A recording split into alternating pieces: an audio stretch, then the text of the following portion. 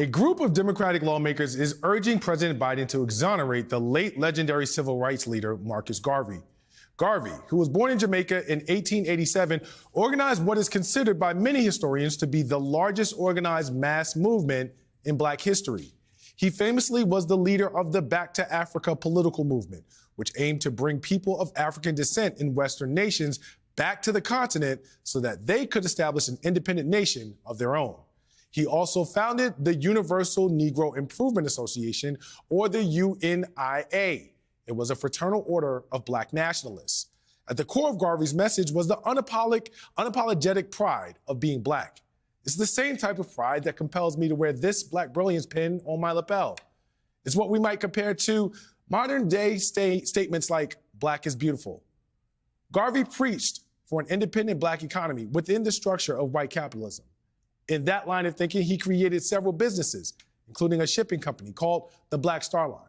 In 1922, he was convicted of mail fraud in connection to the Black Star Line. President Calvin Coolidge later commuted the remainder of his sentence, only for Garvey to be deported back to his native Jamaica.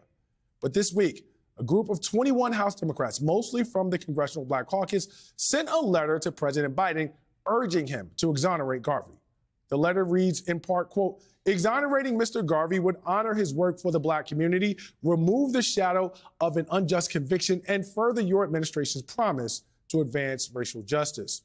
Joining me now to discuss this is Congresswoman Barbara Lee, Democrat of California. She is one of the lawmakers who signed on to that letter to President Biden. Congresswoman Lee, thank you so much for being here. Good morning. As I mentioned, President Coolidge did commute Marcus Garvey's sentence, but why is it so important for Garvey to be fully exonerated?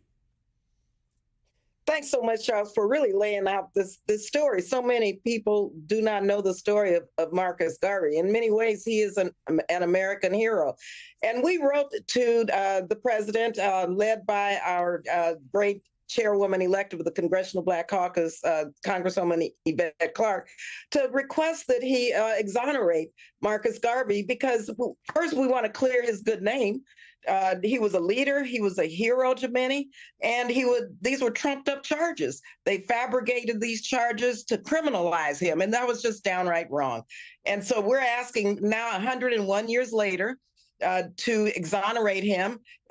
You mentioned Calvin Coolidge had pardoned 2 years out of his 5-year sentence, but he was also deported back to Jamaica. And so we're hoping the president will do this. This is the right thing to do.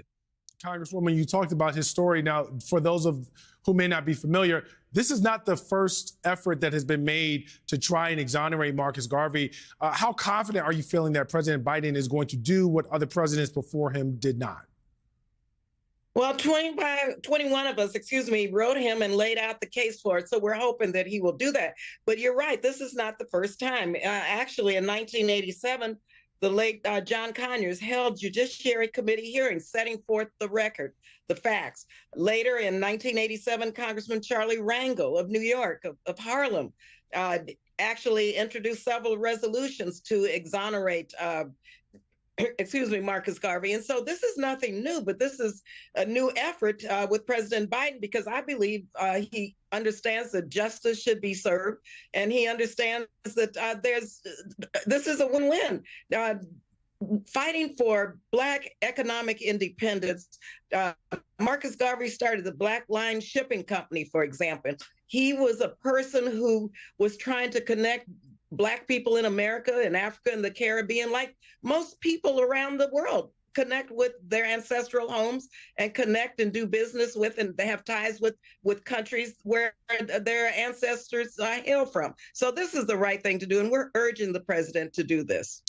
Congresswoman, this is not the first time we've talked on this program, and so I'm going to take the liberty of talking to you like an auntie and asking you straight up, what's it going to take to get more of your Democratic colleagues to sign on to this bill? I appreciate the efforts that have been made by the courageous members of the CBC and others who have decided to sign on, but I'm disappointed, quite frankly, that more Democrats have not seen this as an opportunity to advance the notion of racial justice, the spirit of racial justice. So what's up with that, and what's it going to take to get more people to support? Charles, this should not be a heavy lift, first of all. Secondly, people don't know the story of Marcus Garvey. I'm glad you're doing this.